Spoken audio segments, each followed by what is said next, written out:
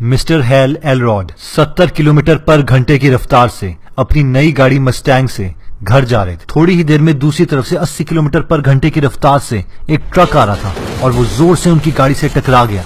धमाका इतने जोर से था कि वो अपनी स्टीयरिंग व्हील और सीट के बीच में दब चुके थे। जैसे ही रेस्क्यू टीम ने खून से लथपथ हैल को गाड़ी से बाहर निकाला, उनकी सांसें रुक चुकी थी, लेकिन 6 मिनट के बाद उन्हें अचानक होश आ गया और जल्दी से उन्हें हॉस्पिटल ले जाया गया। हॉस्पिटल में पता चला कि उनकी 11 हड्डियां टूट चुकी थी और उनकी 7 सर्जरियां हुई। जब 6 दिनों के बाद उन्हें होश आया तो डॉक्टर्स ने उन्हें बोला कि अब उन्हें अपनी पूरी जिंदगी व्हील चेयर पे गुजारनी पड़ेगी। उस वक्त उन्होंने सोचा, हो सकता है ये सच हो और मुझे अपनी पूरी जिंदगी इस तरीके से ही गुजारनी पड़े, लेकिन जो भी हो मैं हर सुबह अपनी लाइफ को इतना पॉजिटिव कर दूंगा कि मेरा पूरा दिन खुशी से गुजरे। उसके बाद उन्होंने हर सुबह एक 6 स्टेप्स का रूटीन फॉलो किया, जिससे धीरे धीरे उन्होंने अपनी पूरी लाइफ चेंज कर दी।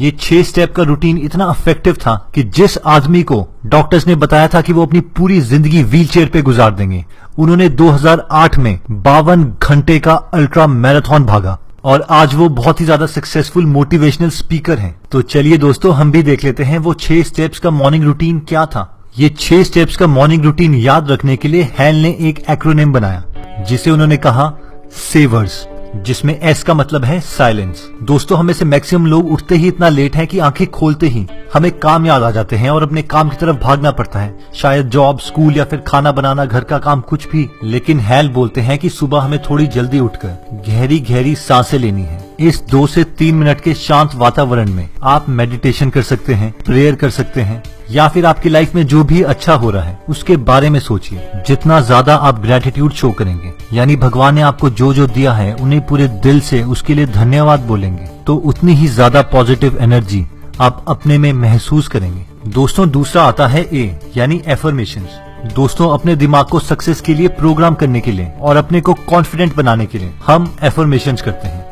ये चीज हम कुछ इस तरीके से कर सकते हैं, इमोशन के साथ अपने गोल को बार बार रिपीट करके कि हम क्या करना चाहते हैं, लाइफ में क्या पाना चाहते हैं। ये चीज कॉन्शियसली करने से हम अपने सबकॉन्शियस माइंड को प्रोग्राम कर सकते हैं। ऐसा करने से हमारे थॉट्स, हमारे विचार चेंज होंगे, जिससे हमारा बिलीफ, हमारा विश्वास चेंज होगा और ये हमारा बिहेवियर चेंज करेगा, जो फाइनली एक अच्छी हैबिट में कन्वर्ट हो जाएगा। दोस्तों, नेक्स्ट आता है वी, यानी विजुअलाइजेशन, जिसका मतलब है मेंटल रिहर्सल, यानी अपने दिमाग में पिक्चर्स देखना उन स्पेसिफिक बिहेवियर की या आउटकम की जो आप अपनी लाइफ से चाहते हैं।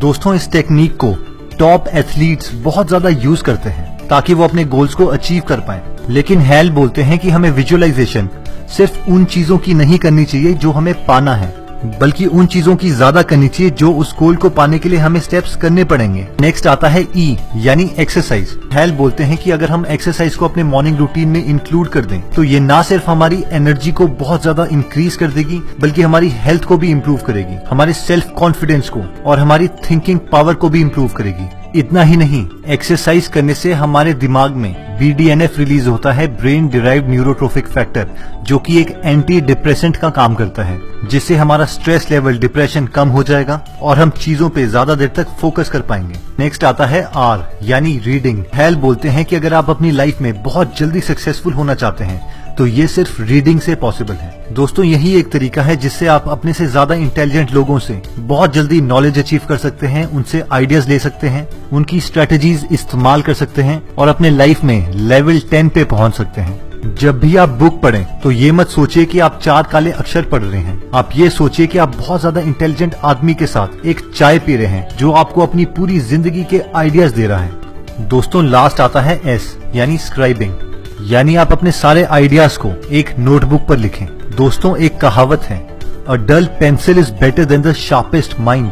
हर रोज हमारे दिमाग में हजारों ब्रिलियंट आइडियाज आते हैं, लेकिन हैल कहते हैं कि अगर हम इन आइडियाज को एक नोटबुक पे ना उतारें तो थोड़े दिनों बाद ही हम इन सबको भूल जाएंगे। अगर हम अपने गोल्स को अपने दिमाग में फिक्स करना चाहते हैं तो उन्हें पेपर पे उतारना बहुत इंपॉर्टेंट है। इससे हमारे दिमाग के न्यूरॉन्स लाइट अप हो जाते हैं, जिसे हम ब्रेन वायरिंग भी कहते हैं।